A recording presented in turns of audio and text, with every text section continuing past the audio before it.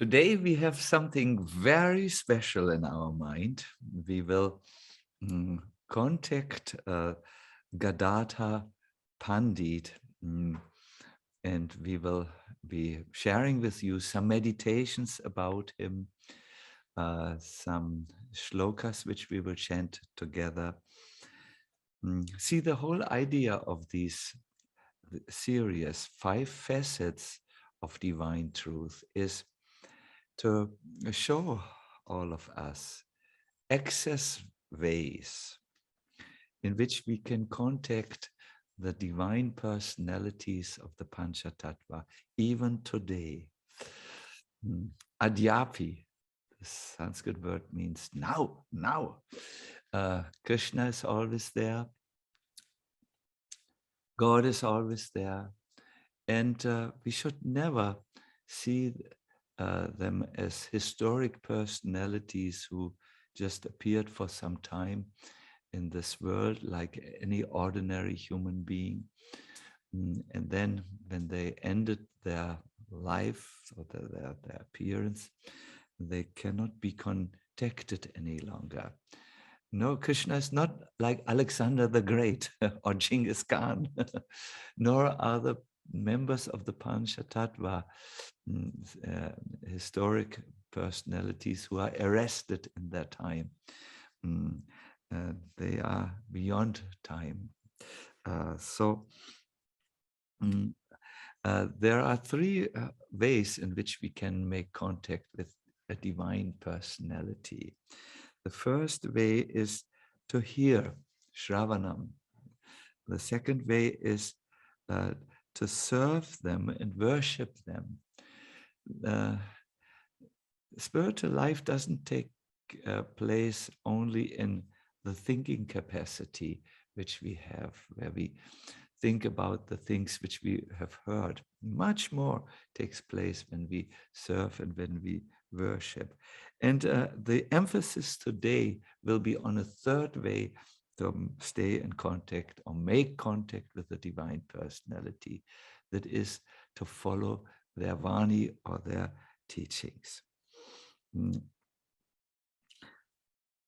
Who is Gadadhara Pandit? When Krishna decided to come to this world for the experiment to get to where he wanted to know himself the way a devotee knows him, Gadadhara Pandit was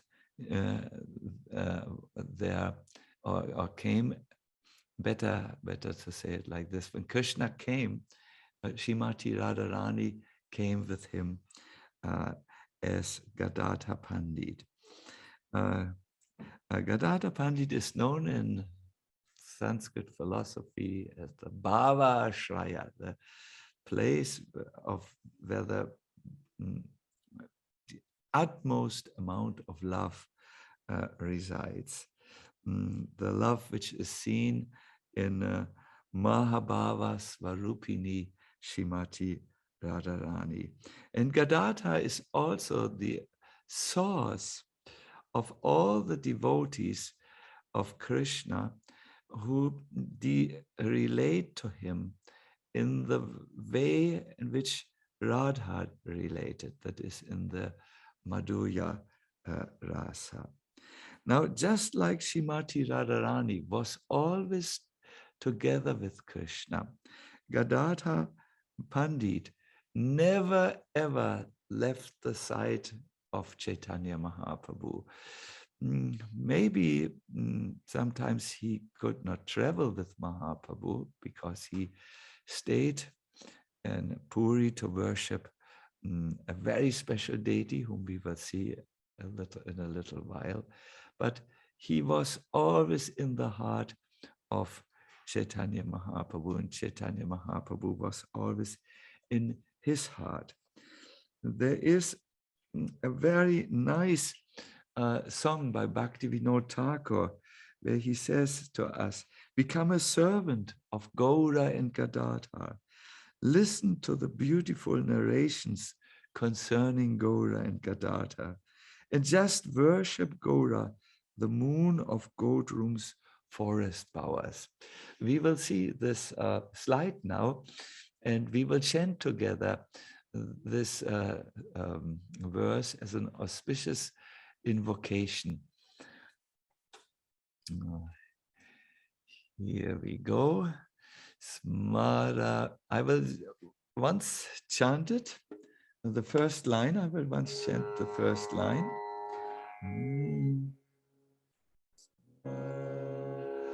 And then we will chant it all together. We have here a beautiful assembly of devotees who are sitting behind the screen. If you have these mobile telephones and you can follow, then you can chant with us. Smara Gaura Gadadhara Kelikalam Bhava Gaura Gadadhara Pakshachara. Everyone, Smara Gaura Gadadhara Kelikalam Bhava Gaura Gadadhara Pakshachara Shrinu Gaura Gadadhara Charutkatam Vajagodrumakanana Kunya Vidom Shinu Gaura Gadadhara Charukatam Vajagodrumakanana Kunya Vidom.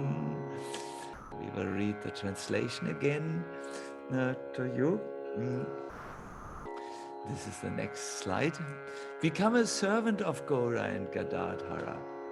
Listen to the beautiful narrations concerning Gaura and Gadadhara, and just worship Gaura, Lord Gaura, the moon of Godrum's forest bowers.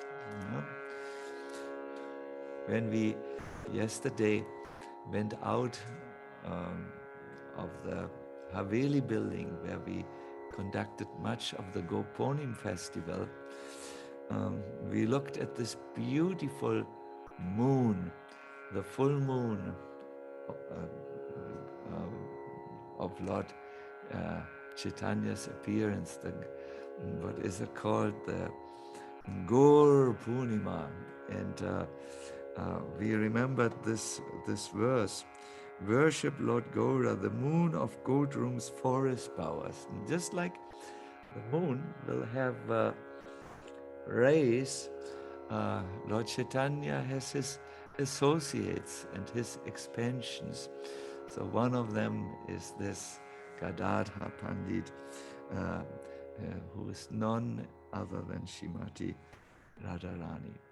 From an early age, Gadadhara played with Sri Chaitanya Mahaprabhu. Sometimes he was in the house of Chaitanya Mahaprabhu. Sometimes Chaitanya Mahaprabhu was in his house. And later, they went together in the same school class. They were so tight together. Then Gadadhara would come every morning to Lord Chaitanya. He would have beautiful garlands like this one. This is jasmine flowers, which he had picked and strung. And he would also have a little pot of sandalwood paste, and he would put the garland around his Lord Chaitanya Mahaprabhu, and put sandalwood pulp all over him in very, very beautiful decorations. Their relationship was very close. Once Chaitanya Mahaprabhu turned to Gadadhara and asked him the question, a question he always asked everyone: where is Krishna? Where is Krishna?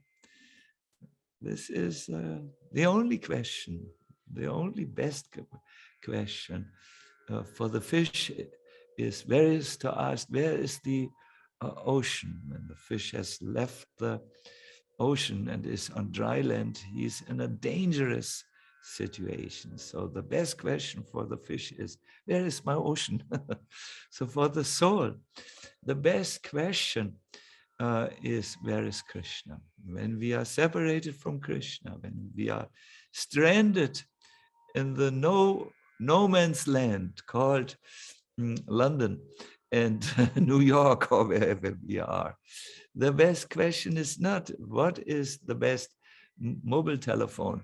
The best question is, where is Krishna? I need Krishna, just like the fish needs the ocean. So Mahaprabhu used to ask this question, even as a little child. Where is Krishna? Where is Krishna? Gadadhara said, in your heart, he's very close. Be calm. But this answer was not coming. Uh, uh, Chaitanya Mahaprabhu, he started to take his hands and tear at his chest in order to open the chest and find Krishna in the heart. Gadadhara said, no, not like that. Not like that. He's just now coming. He's just now coming. Please calm down. So Sachimata, the mother of Chaitanya, had looked at this exchange from the distance, and she had been shocked when she saw that Gauranga was trying to open his chest to find Krishna in the heart. She had almost fainted, and when she heard that Gadadhara somehow turned the mind of the Lord and said, he's just now coming, he's just now coming, don't worry. Then she said, you'll always stay at the side of my Nimai, otherwise doom is going to happen. He's not of this world, he wants to only be with Krishna. Gadadhara, from a childhood on, early childhood on, was an ideal brahmachari. He was not interested in anything of this world. When Chaitanya Mahaprabhu went through his period of being the all-knowing scholar, Chaitanya would sometimes stop other scholars and engage them in meaningless, fallacious discussions on logic, where he would corner them and show his intellectual superiority. And whenever Gadadhara saw him in this mood, he wanted to run away and not have anything to do with this, let us say, aspect of Gadadhara, of Chaitanya Mahaprabhu, which he displayed in his early life. Do you know that Chaitanya Mahaprabhu was the greatest scholar of his times and wrote a work on logic, which is not, let us say, which has not been superseded. Later, he gave up this reason and logic to show that love is always superior to it. But in order to show it, he first needed to demonstrate that he knew it all. He was not giving something up which he did not know, but he gave up something that he mastered in favor for something much superior. So, and Chaitanya Mahaprabhu would see how Gadadhara turned around. He just wanted to run away, and he would confront him and said, Gadadhara, I'm just doing this for a little time. You will see very soon I will become such a Vaishnava that Brahma and Shiva will come to my door begging for Krishna Prema. Very soon you will see.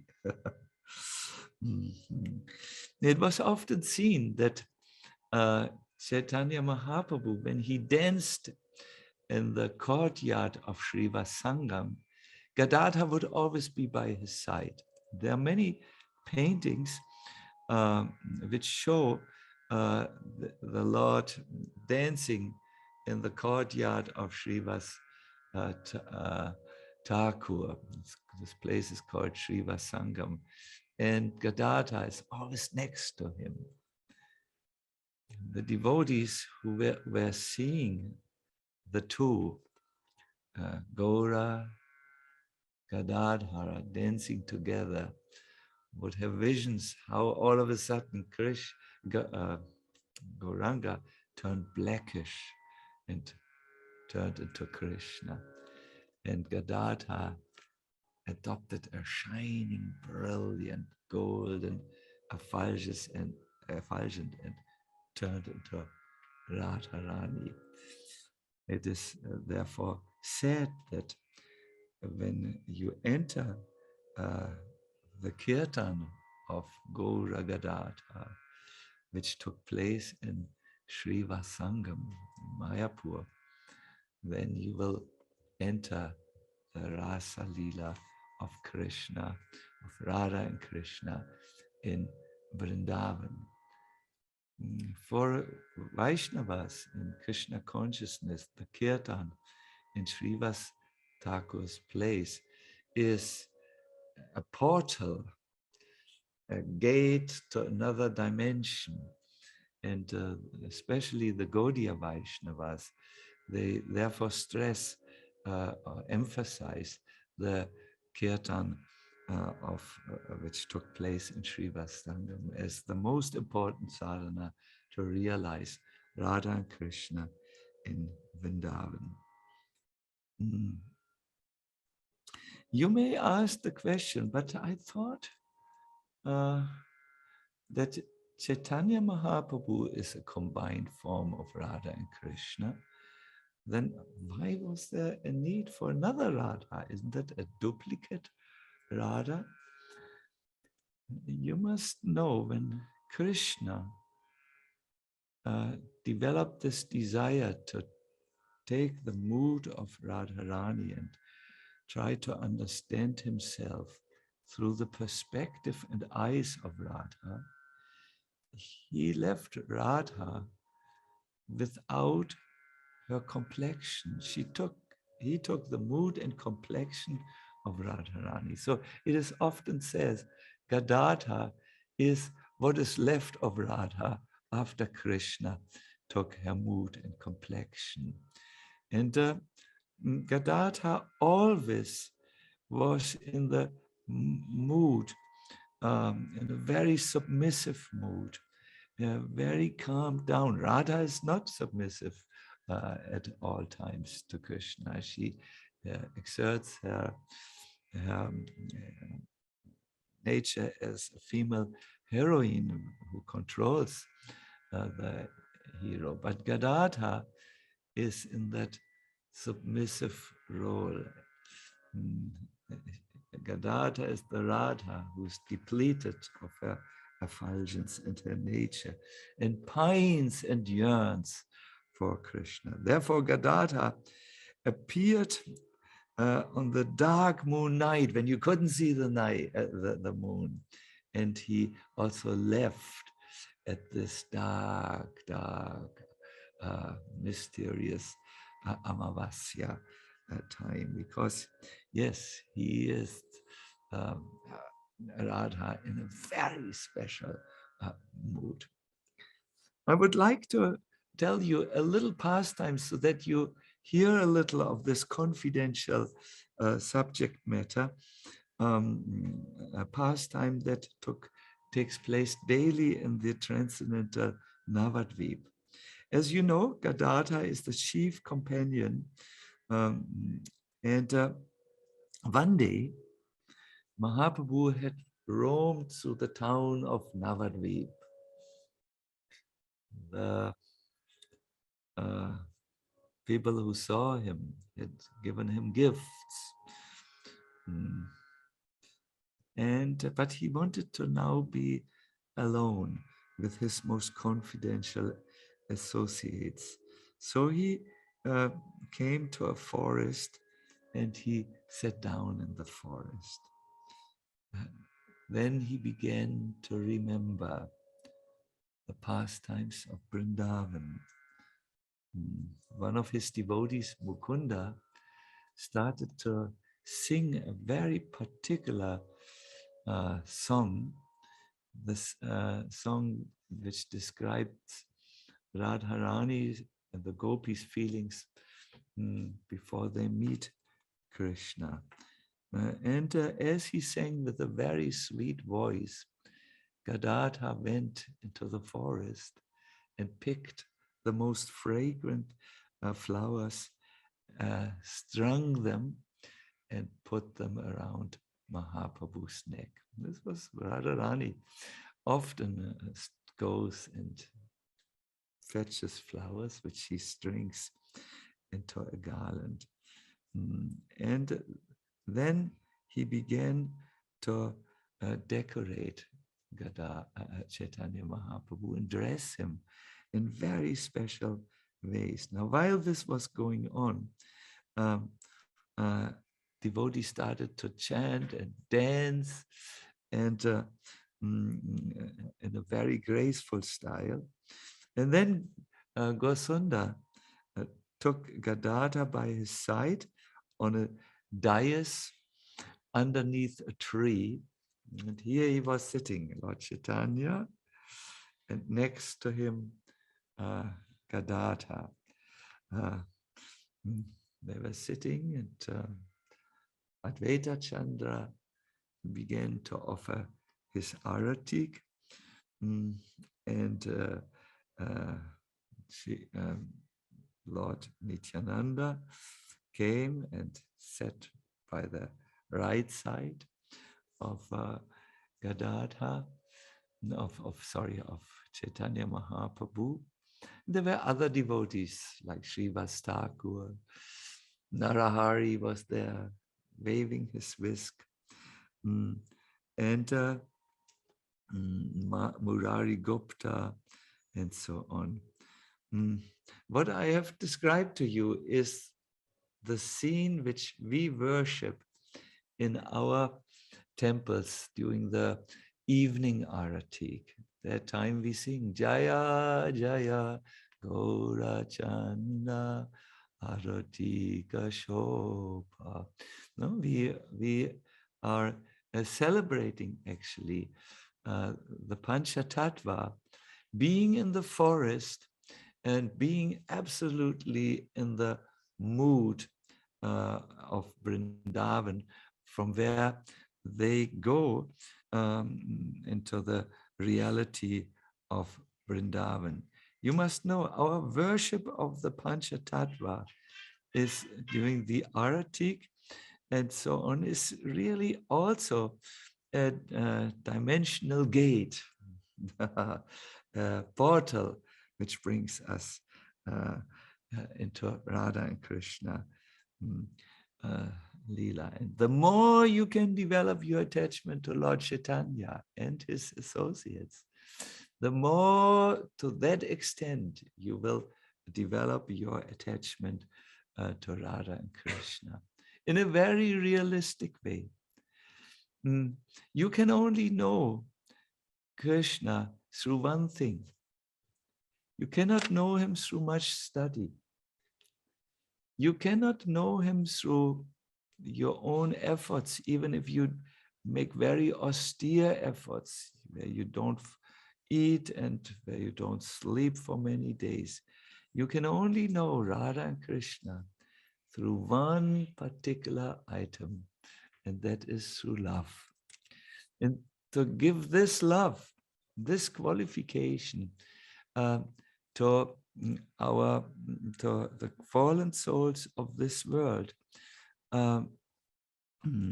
Krishna has appeared taking Radha with him and given a very doable process, that is to chant the holy names in a mood of yearning, a mood of longing. If you want to go to somewhere, let us say, visit someone's house, you need to go through the proper door. Otherwise, you will stay outside. So if you want to go to Radha and Krishna, the doorway is really the Leela of Chaitanya Mahaprabhu and Gadadhara. Therefore, Bhaktivinoda says, always remember Gaura Gadadhara, always stay there. These are very deep subjects. We take very big subjects in our small mouths and small minds. I want to go now a little bit more practical. You know, when Chaitanya Mahaprabhu left Navadvipa, all the devotees there were feeling very much separated. They felt almost like the Brijabasis felt when Krishna left Vrindavan. Only a few devotees could come with Chaitanya Mahaprabhu on that into the second phase of his Leela. And one of them was Gadadhara. But all these devotees who came with Chaitanya Mahaprabhu only followed him up to Jagannath Puri.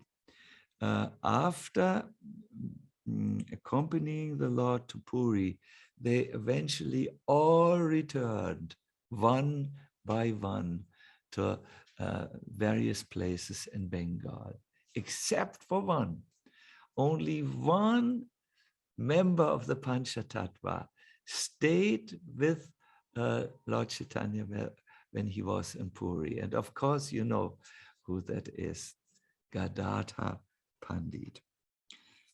There, he took sannyas and did two things which we will show to you. One is he worshipped this beautiful deity of Totagopinath. Isn't this deity beautiful? With his flute and the garlands and the knees, the lotus feet and everything. And the other thing which he did, the other seva which he did,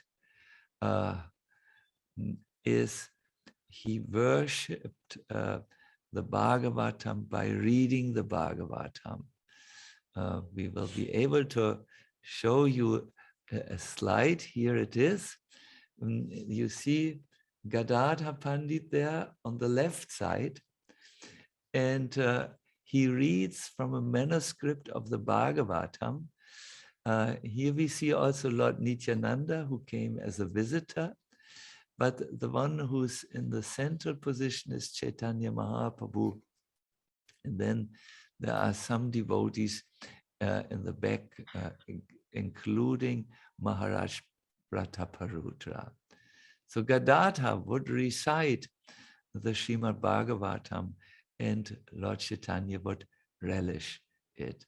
These two things, the worship of Totagopinath, the reading of the Bhagavatam, were Gadadhara Pandit's main activities in Puri. Let us please go back to the first picture again, the Totagopinath. I would like to share with you how it came that Gadadhara Pandit worshipped Totagopinath. Once, Chaitanya Mahaprabhu went with Gadadhara on the top of the sand dunes in Puri.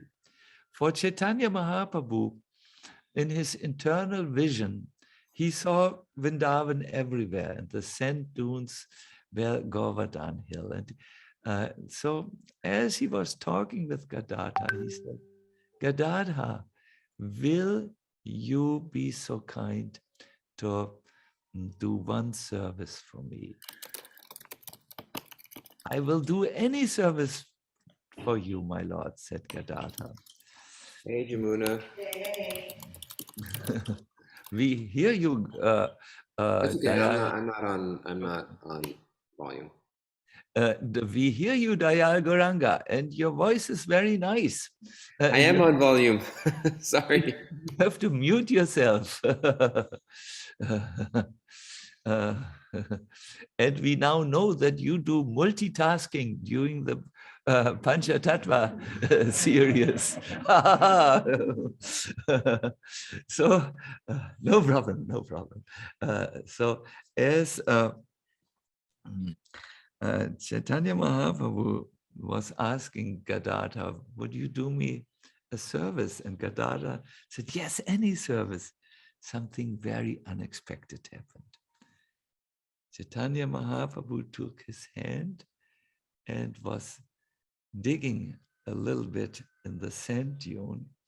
And then he took out this beautiful deity which you see in front of your screen, the deity of Gopinath, and said, please worship this deity of Gopinath till the end of your time in this world. You should not leave Puri because Gopinath wants to have your service. And with this, he indicated, you should always be on the side of Krishna because you are Radha. So this deity is very, very beautiful. It is really my personal, one of my favorite deities. I have many favorite deities, but this is very nice. There are two versions of how it comes that this deity sits. The first version is that he was sitting like this from the very beginning when Lord Chaitanya pulled him out of the sand dune, because it shows the Lord situated on a lotus flower in the yoga pit of Vrindavan. The other version is that this deity sat down when Gadadhara became so old that he couldn't slip the garland any longer over the head of this deity because he was bent down by old age. So both reasons are very nice. Maybe he did both in a transrational way. The second way, the second thing we have already shown you is that Gadadhara Pandit became the expert on reading the Bhagavatam. We will share this beautiful slide again with you where he sits before the manuscript, and there were two particular pastimes from the Bhagavatam which Chaitanya Mahaprabhu liked. The pastime of Prahlad Maharaj and the pastime of Dhruva Maharaj. In Prahlad Maharaj's pastime, Gauranga saw the willingness to overcome all obstacles in order to reach Krishna, just like Prahlad had to overcome all the obstacles which were placed by Hiranyakashipu in his way. Also, the Bhakta has to overcome all the obstacles. And even Srimati Radharani had to overcome obstacles. We hear that Radha would blindfold herself. She would go with bare feet over thorns, and she would make the courtroom of her palace muddy. When she was asked, why are you doing this? Why do you blindfold yourself? It's day. Radha said, I want to train how to come even in the night to Krishna. I want to find my way even in the night. When Radha was asked, why do you go over thorns? She said, I want to go through the forest of Vrindavan, the shortest way, even if this means I have to go over thorns to reach my Krishna. And why do you make the court room muddy and slippery? And Radha said, even in the monsoon time, I want to overcome all the obstacles to be with Krishna. So Lord Chaitanya, whenever Gadadhara had finished reading about Prahlad Charita, the glories of Prahlad, said, read it again. And similarly, he liked the pastime of Dhruva Maharaj, who was so absolutely determined in his on his path to meet Krishna that he didn't mind to leave his home at young age, go in the middle of the forest and perform the most unusual austerities for a young boy, with the result that he met Krishna. Ultimately, Vishnu appeared before him. So Sri Chaitanya Mahaprabhu asked Gadadhara to stay in this world, to teach the Bhagavatam to one devotee who would appear in the future, that is Srinivas Acharya. So Srinivas appeared in Puri and or came to Puri when Lord Chaitanya had left the world, and he found Gadadhara Pandit because he was told, Srinivas, there's one person who knows the Bhagavatam, and that is Gadadhara Pandit. So Srinivas came, but Gadadhara was only a shadow of himself. Now where Gauranga Mahaprabhu had left, Gadadhara's tears of separation had washed his garments, and he said when Srinivas came, see me, please see me tomorrow. I can't talk today. I need to cry. So the next morning, Srinivas came, and Gadadhara tried to read the Bhagavatam, but he was so choked with his tears that he couldn't. So he handed the Bhagavatam to Srinivas. And Srinivas couldn't read a word from the text. Why not? Because it was washed, the ink was washed from the pages, from the tears of Gadadhara Pandit. Also, then he said, I can't read it, the book is washed. Then Gadadhara said, these are the tears of Gauranga. So you need to get a new copy of the Bhagavatam, get it in Navadvipa and come back to me. And this took some time. Srinivas traveled to Navadvipa and back. And when he came back to Puri, Gadadhara had also left. He had also left the body. Had he then failed in executing the order of Gauranga Mahaprabhu to teach Srinivas the Bhagavatam? No, my dear devotees, he had not failed.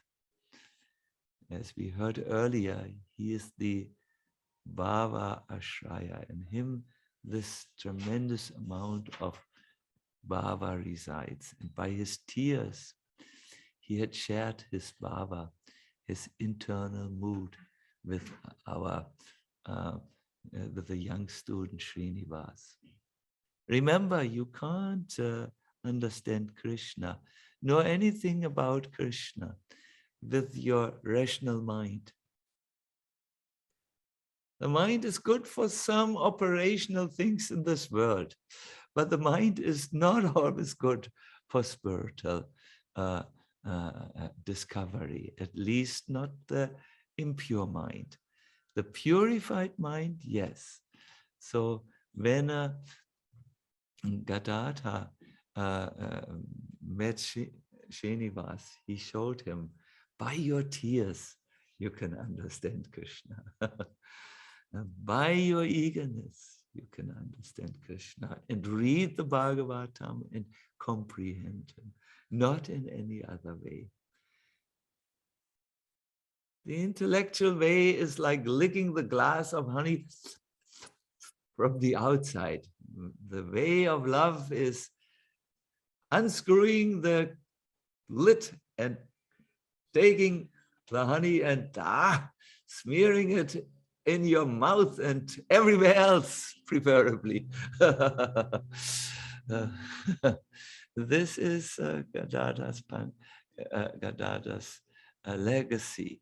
And Srinivas took it, and he became the greatest proponent of Gaura Bhakti, the greatest preacher. From that meeting, 1 second, sadhu sangha, sava shastra koya, lavamatra sadhu sangha, sarva siddhi hoy. No? When you spend even only 1 second with a real sadhu, oh, the mood comes in your heart, and your heart becomes a magnifying glass which can recognize the spiritual truth, which is sometimes very subtle, very fine. Your heart becomes a magnifying glass through which you can see Krishna. Good.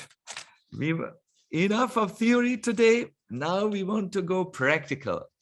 My dear devotees, I promised you that we would do something to make a living connection with Gadadhara Pandit.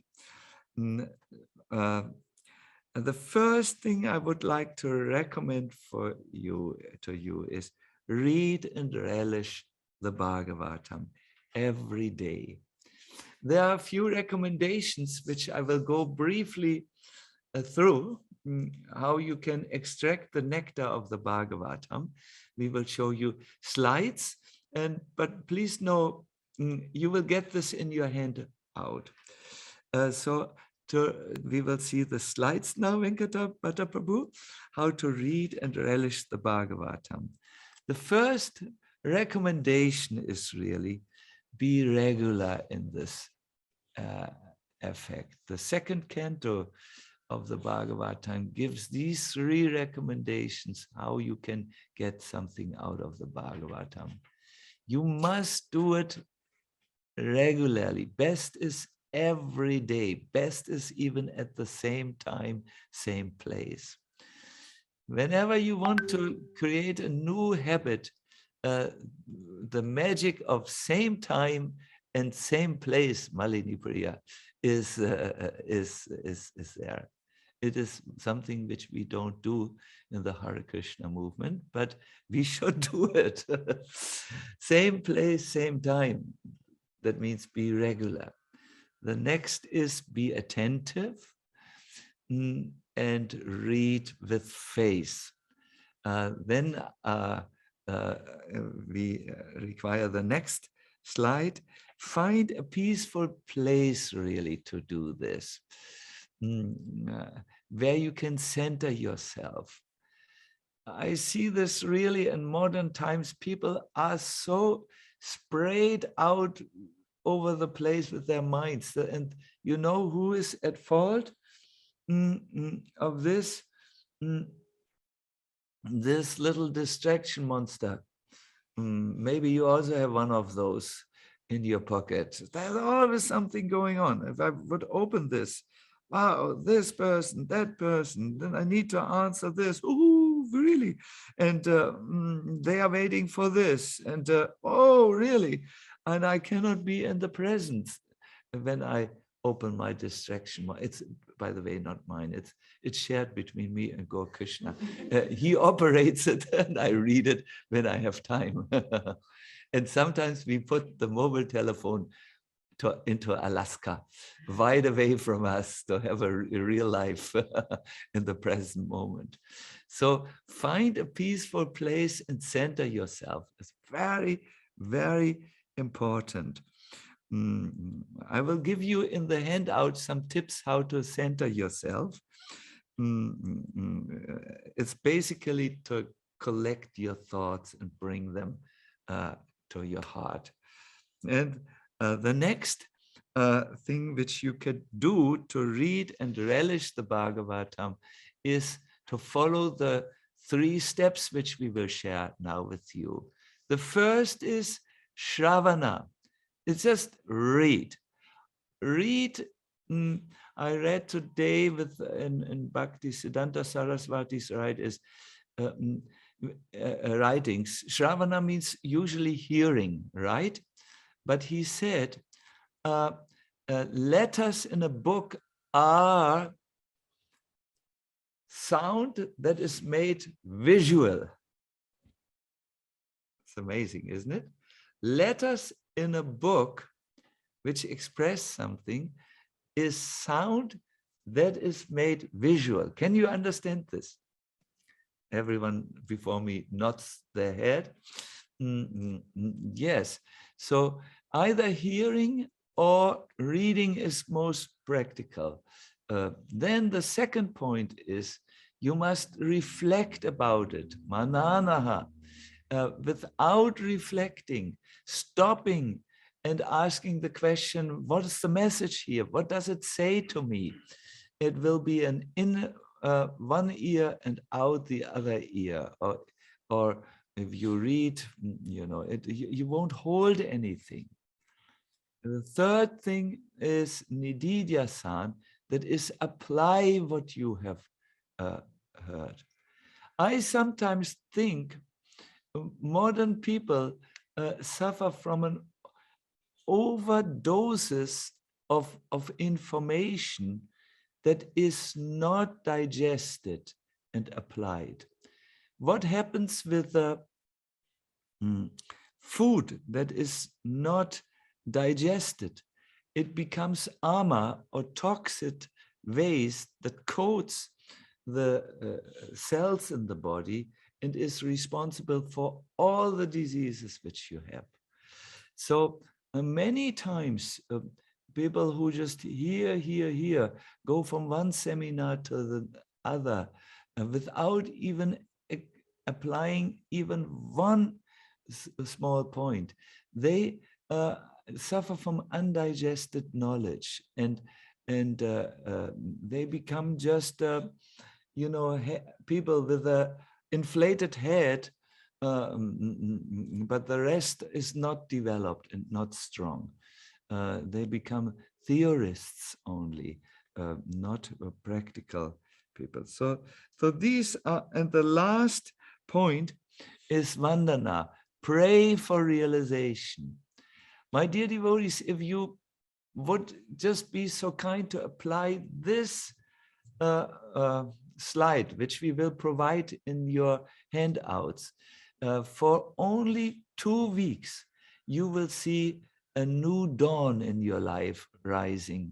The sun of Krishna will rise in your heart by just these very simple things. We have put it in a handout so that you can print it out. You can take it out of your pocket and use it as a manual. Good. Now we want to sing with you. Singing sometimes is more than anything else.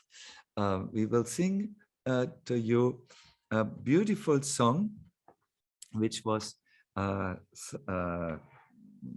composed by Sri Shivananda. It's a song on Gadadhara Pandit. Yes, wonderful. Wonderful photo they say in India. Wonderful picture of Gadadhara Pandit is there. So we will sing. I will request our Go Krishna to sing it with you. Please sing along with Gaur Krishna, because this will lead directly into the meditation and prepare you.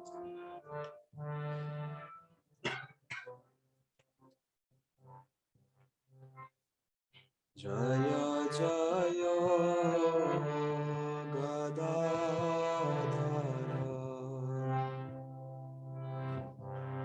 Pandita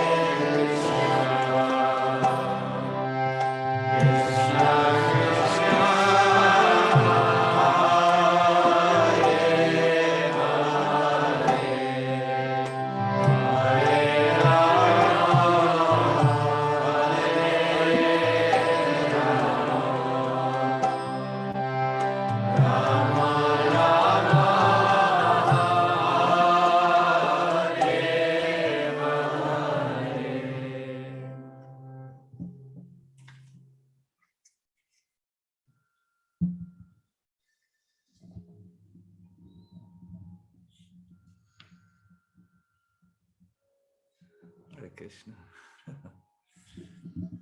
This is a beautiful song which describes just how close Chaitanya Mahaprabhu is with Gadadhara and how Gadadhara is always in the heart of Sri Chaitanya Mahaprabhu. I would request you now to sit straight because we will bring this amazing personality into our hearts. Meditation is one way to bring either a subject matter or a personality and also a divine personality in our hearts. So please sit tall. When you're ready, you may close your eyes.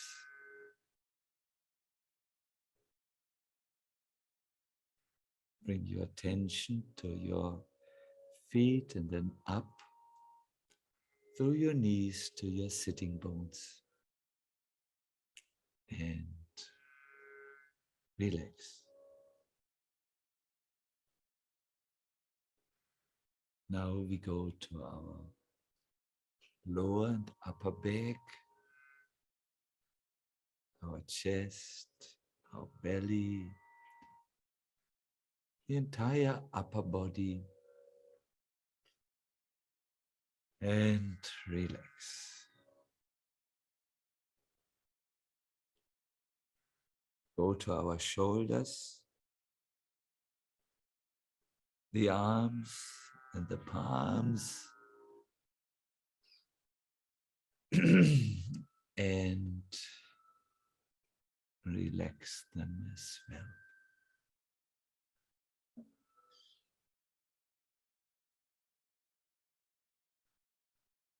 Our head and the face,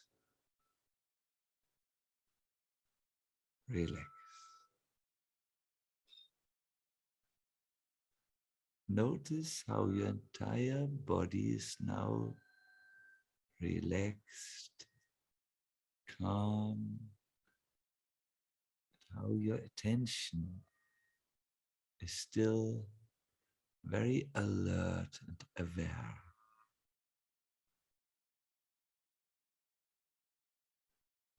Take a few deep breaths now.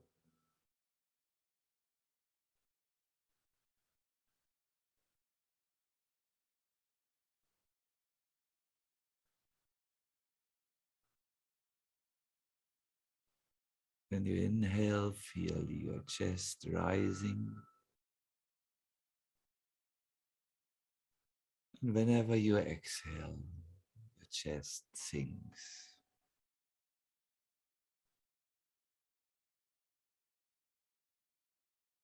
Inhale now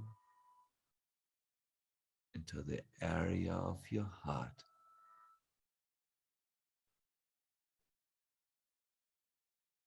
And whenever you exhale, relax a little bit more.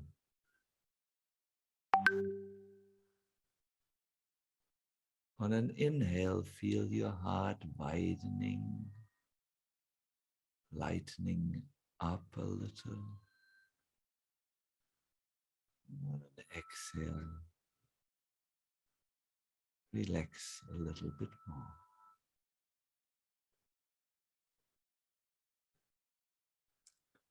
Now bring Gadadhara into your heart. Shri Gadadhara's lotus feet emit pollen of mercy. His golden complexion resembles that of Shri Gauranga,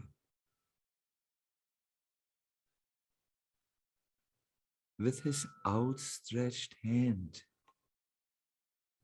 he feeds tambula or betel nut directly into the mouth of Sri Chaitanya.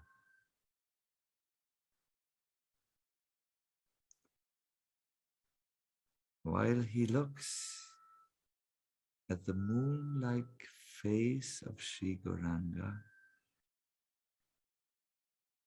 he has a gentle smile on his lips.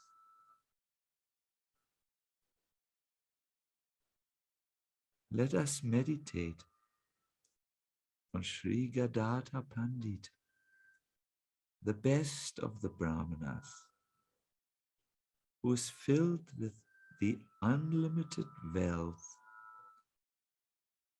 of pure bhakti in the Madhura Ras. Let us meditate on that Gadadhara, who's filled with the unlimited wealth of pure bhakti.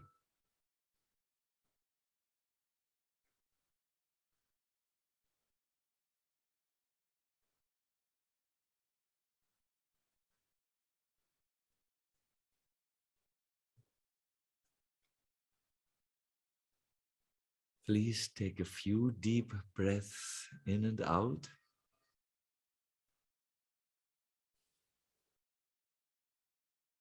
You may move a little bit your body, maybe the shoulders.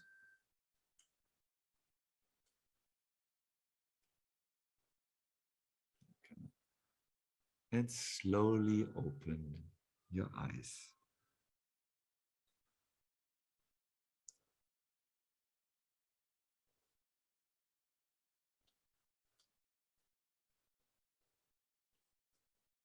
In the past, we have done pujas for you, to each member of the Panchatattva. Many of you have given your names and those of near and dear ones. And these sheets of paper with your names, we have offered it to the deities. Today, we have also secured a puja in Mayapur. You see there the pieces of paper with the lotus feet of Gadadhara, and let us watch parts of the puja as they are going on.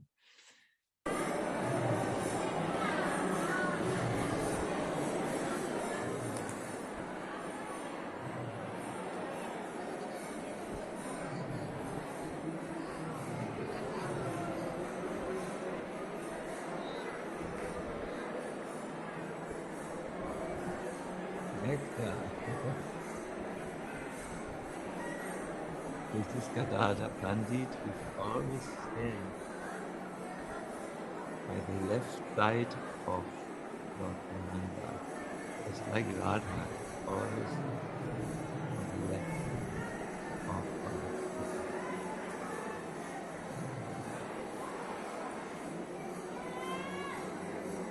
And here you are at the lotus feet of Gadadhara. Wonderful, wonderful. So, what a wonderful idea. Can you imagine somehow this direct contact? This direct contact is possible. But if you think, no, I can never have a relationship to the spiritual world and the personalities there, then most probably you're right. You're bearing yourself the entrance by your own mind, which stands on the way and keeps you away from Krishna. So, yes, today we were a little long. I'm very sorry. If I would have taken you through everything which I had written down on Gadadhara, it would have taken a lot of more time. but the subject matter is just so sweet and so delightful that I couldn't speak more brief. Please excuse me. Let us end with a quotation of Srila Prabhupada, who speaks about the need really to follow this, what Gadadhara Pandit is teaching through his Vani, this hearing or reading the Bhagavatam.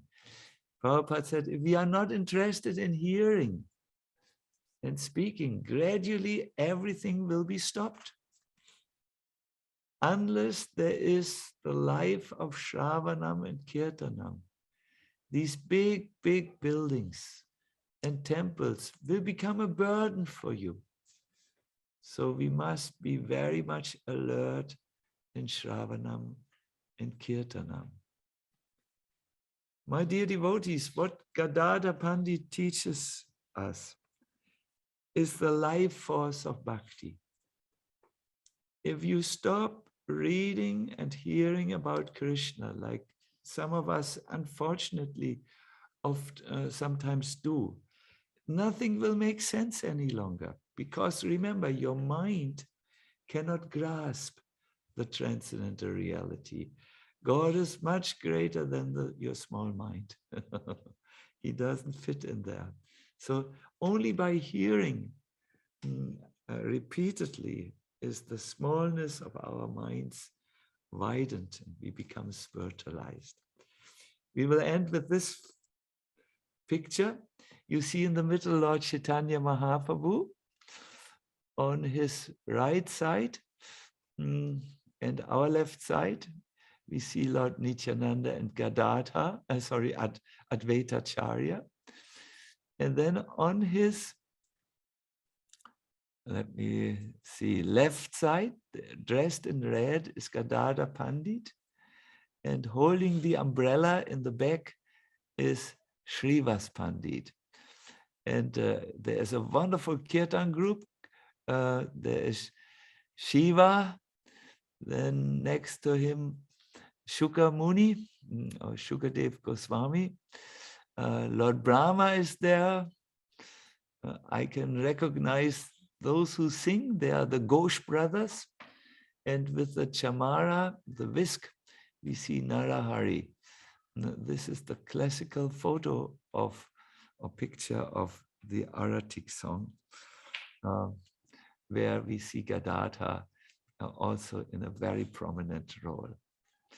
I thank you very much for going with me through this. I have reached the end of my presentation. Oh, I'm only 15 minutes late. That's nothing. That's nothing. I want to now turn it over, I believe, to one of our hosts, or to Yashoda Dulal. Please take it from there. Thank you so much, Maharaj. Such a deep, relishable talk that you gave, aspects and facets that I had not heard before or thought of. And it was so wonderful. And the bhajan by Gaur Krishna Prabhu was so sweet. By his singing is like nectar of the gods. So a few questions have come in, Maharaj. Let's start with Anand Bihari Prabhu's question. And it's actually someone else also who wanted to remain anonymous. So I'm combining the two questions. How do we balance knowing what is happening in the world today and not getting in so deep that we end up with our minds full of prajalpa? Should we focus on reducing our intake of worldly information to the minimum? And what is the effect this prajalpa has on our reading of sacred literatures?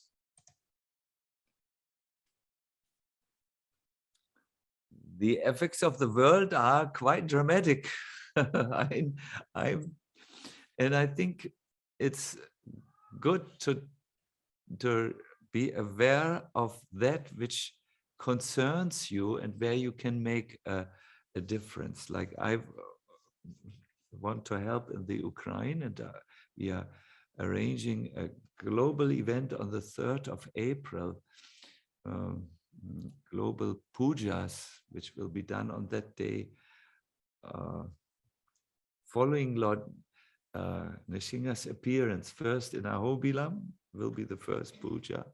Second puja will be in Germany, and then one in America. Big homas, big prayers to petition the Lord to help. So I'm giving this as an example. This concerns me. I want to help in this conflict area, and do it as I can do as a devotee of the Lord through pujas, yagyas, prayers, and raising awareness. So I will study this, but I will not study, let us say, politics in Lithuania or or other things where I can't make a difference, that don't relate to my service and my life in Krishna consciousness. You must know what is happening in the world is not, that is what the world is. That is what the world always has been. It is a place of karma where certain activities are done, and it's called in Sanskrit the karma stan, and these activities mature, and then they bring the results which they bring, and all the activities which are done in forgetfulness of Krishna, which are done in ignorance, these activities sometimes don't bring a very good end and a clear mind with them. A devotee should remain compassionate. He should not say when there is suffering, karma, you deserved it all, the suffering. That is not within the heart of a devotee. Within the heart of the devotee is always the mood. All these living entities in the world are part and parcel of Krishna. They are my brothers and my sisters, and I should see how I can be of any help to them. But if you get lost and enter the dynamics of the world in ways that don't concern you, then you will clog and congest your mind with information, and you will not have free capacities to do your work, your spiritual life, and you're praying also for the betterment of the people. Srila Prabhupada told us something which in the beginning not all of us disciples understood. At that time, there was not the internet. We would get the news of the world through magazines and, of course, newspaper. So Prabhupada said, don't read so much the magazines or the newspapers. They make the world appear so real. We thought, but this is real, the world. Prabhus and Mataji's, I have a surprise to you. The substantial reality is eternal in the spiritual world. This is a reflected shadow. And yes, a shadow has some semblance of reality, but nothing moves. As the shadow does not move independently, this world moves also only dependent on Krishna's will, who has arranged this world as a place of correction so that we can understand this is not where I want to invest my energy. I want to realize my real constitutional, natural life and as a servant of Krishna. But yes, you have services. I noted Ananda Bihari, you are and doing in New York, I think, Food for Life and feed many homeless people. You need to be aware of certain things and dynamics for your services, and every one of us deals with the world in some way, so we need to see that we have the information which we require. But let us not be drowned in all this news. Do you know, by the way, the news are often not the complete news. They only focus on the negative things, not on all the wonderful things that happen simultaneously. Hare Krishna. Thank you so much, Maharaj. Such a needed answer, needed question from Anand Bihari. We have 3 or 4 more questions that I would like to ask. Would it be okay if we went a little over, Maharaj? Yes, a little we can go, but we are in London here and we have one compassionate activity. We want to go in central town and we want to sing and dance and spread the joy of Krishna consciousness in the center of the town. Wonderful. I heard that from a friend who's there right now in London. She's looking forward to the Harinam. So I'll make it quick. An anonymous question. This devotee says, I really appreciate how you often speak about the need to be authentic in bhakti. In that spirit of authenticity, I want to confess that when I read Srimad Bhagavatam, I find some parts relishable, but some parts feel a little boring or quite boring to my mind. I've heard that every part of the Bhagavatam is relishable, but I just cannot seem to appreciate that. How do I overcome this tendency and read with the mood of Gadadhara Pandit that you spoke about? This is also a question I can relate to, Maharaj. Thank you. Yes. I think when the Bhagavatam starts to speak about calculating time from the atom and goes so technical into aspects of Sankhya philosophy, some of us switch off. You must know, first of all, why this information is there. The information in the Bhagavatam is purposefully placed there in order to it has a purpose. The purpose of this type of informations or planetary systems and so on is there to show you really this is where you are. This is where you stay. And if you want to get liberation from this and start your eternal spiritual life, it's good to know from what you need to go away. It motivates you.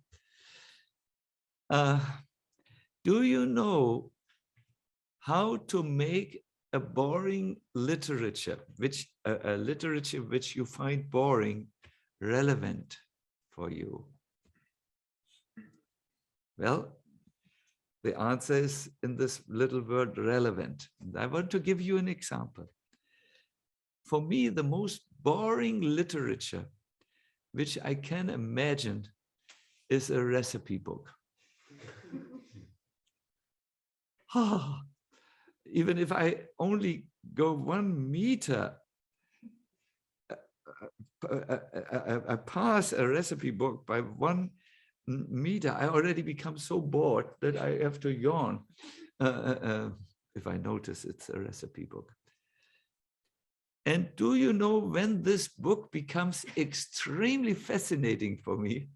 When I'm hungry and I need to cook something. Then I know this book contains vital information for me so that I can really survive and live my life. Then a boring book becomes relevant and relishable in every sense. So you need to see the Bhagavatam is a recipe book. It gives us instructions how, in the most important project, that is how we can leave this world, become detached from this world, and develop our attachment for Krishna. These are the two things, how to become detached and how to become attached. Detached from this world and attached to Krishna. It gives you a recipe, a way to do that. And if you read it in this way, it makes it becomes relishable. Sometimes we may lose ourselves in the subjects of the Bhagavatam. We may not know where the discussion is going to. And that we may not understand, in other words, fully. I would like to offer you a good advice. There are very first class study guides out, which really help you to understand the storyline in the Bhagavatam and also the philosophical line and the development of thought. One of such books which I can really recommend is the Bhagavad Subodhini. It has been published in the Govardhan Eco Village by a very nice and really a professor of the Bhagavatam. His name is Gauranga Darshan. You will be able to find his books on Google. They are just taking you through from the first canto to, I think he is now published up to the 9th canto. Another book which I have taken to study the Bhagavatam is Puri Prabhu's very, very well-written overview of the Bhagavatam. He has gone already published up to the 6th canto, and the 7th and 8th canto are just in the pipeline. The first volume is called Unveiling His Lotus Feet. And the second volume, I don't remember, but you will find it. And there's a third volume on the 11th and 12th canto. You know, we become bored if we don't understand it. When someone would hear this presentation, which is really for devotees only, and even for devotees who want to go deeper in the understanding of Panchatattva. It's not not everyone may be interested in this particular subject. If someone who cannot understand it, this is most boring for them, most boring. But if you can follow and understand, that it contains important information. So these two things I would like to offer. First of all, you need to understand that Bhagavatam is relevant for your life. You need it, like a hungry man needs a recipe book. And second of all, you may not find an entry into the subject because the subjects are so vast and so impenetrable for you. Then take help of a study guide. You will see it really makes a difference. It really, you say, wow, oh my God, this makes now so much sense. I never understood this. Wow, you will have aha moments, one after the other. Thank you for this question. It's good to ask these very honest questions. Thank you so much, Maharaj. So helpful. Venkata Bhatta put the link in the Zoom chat, but for those on YouTube who will watch later, this is one of the cantos, Bhagavad Subodhini. He also has Chaitanya Subodhini, like that, very helpful. Maharaj, two more questions, if I may. One comes from Siddharth. He says, reflecting seems to be more of an intellectual endeavor. However, we can see from the example of Gadadhara Pandit's tears that only by the heart can we read Srimad Bhagavatam and understand Krishna. So how do we begin to reflect on Bhagavatam from our heart, not just our head?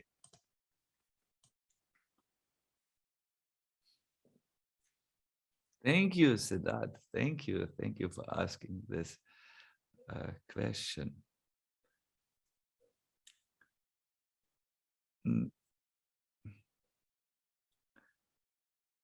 See, when it comes to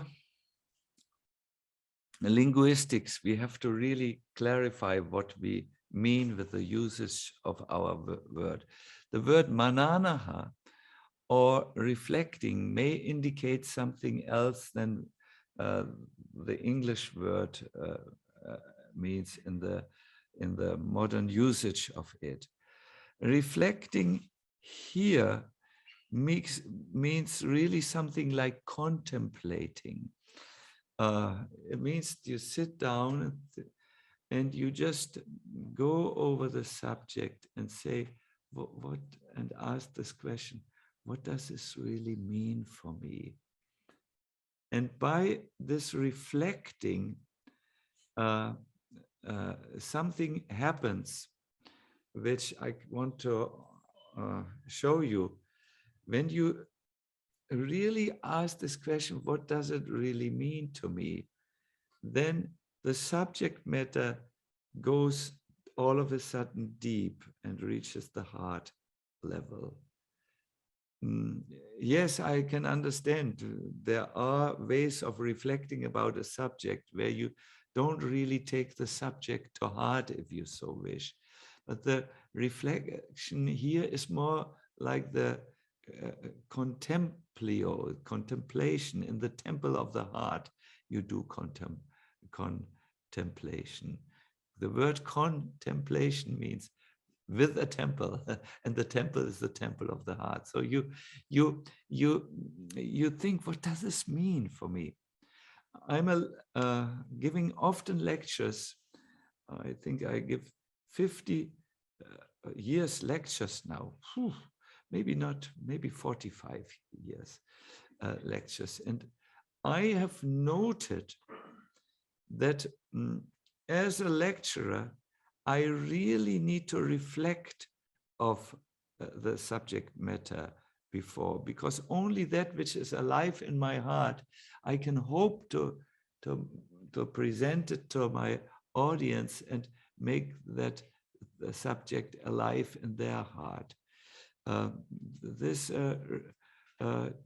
way of contemplating spiritual subjects is so important, because otherwise it's, if you hear a lecture, it's in through one ear and out through another ear. What I do when I hear lectures, I always take notes and I make sure I read them right after the lecture. If you wait for too long, a day or so, then the notes don't make sense any longer. But if you read your notes within a few hours after the lecture, then you actually bring the subject from the mind into the heart, because it's one form of contemplation. No? So yes, this would be my answer. But we can talk more about it when we see each other in New York. I will come to New York this year. Jai, waiting for that, Maharaj. So the last question for today, it's a combination of a question from Anonymous as well as Sadhana Devidasi. So each of these personalities, you've been taking us on a journey of what we can learn from the life and the lessons that they taught. So Sri Gadadhara Pandit worshipped the deity of Totagopinath and read Srimad Bhagavatam. But Chaitanya Mahaprabhu said we should share about Krishna with every person we meet. So how do we understand that? Should sharing go on side by side with our internal nourishment? For example, when we go on Harinam, what should be our mood? Wonderful, wonderful, wonderful. Yeah. There's a statement in the Bhakti Ratnaka about the value of sharing. It says, Bhakti is the birthright of every devotee. It's actually the treasure and the property of every devotee. You all have it. But it is often the hidden treasure. It's hidden for you. You can't find it. Today, these are my glasses. I searched 1 hour for these glasses. Because I didn't know where did I put them. I sang during the time when I searched. It was not totally wasted time, but only the things that our hidden treasures, our hidden glasses, which are not, we don't have any access to them. So bhakti also is hidden for many of us. It becomes accessible at the moment when you help another person acquire bhakti. This is Bhakti Ratnaka. You all know this. When you meet a person and give them something of Krishna consciousness, as good as you could, you just feel so devotional and so alive in bhakti. So therefore, sharing bhakti is really the best way to acquire bhakti yourself. Now, Gadadhara Pandit, you know, he is Radha. He has very confidential moods. His sharing bhakti came by empowering this one devotee, Srinivas, who became the student of the Bhagavatam from Gadadhara, and where there was an almost mystical transference of the Bhagavatam happening in in the short, brief moment where they met. So Srinivas, the Bhagavatam was really spread like anything. He was a powerful preacher who was one of the three big luminaries who spread the light of Gauranga Bhakti, so that we are sharing the benefits today. Yes, so I thank you very much.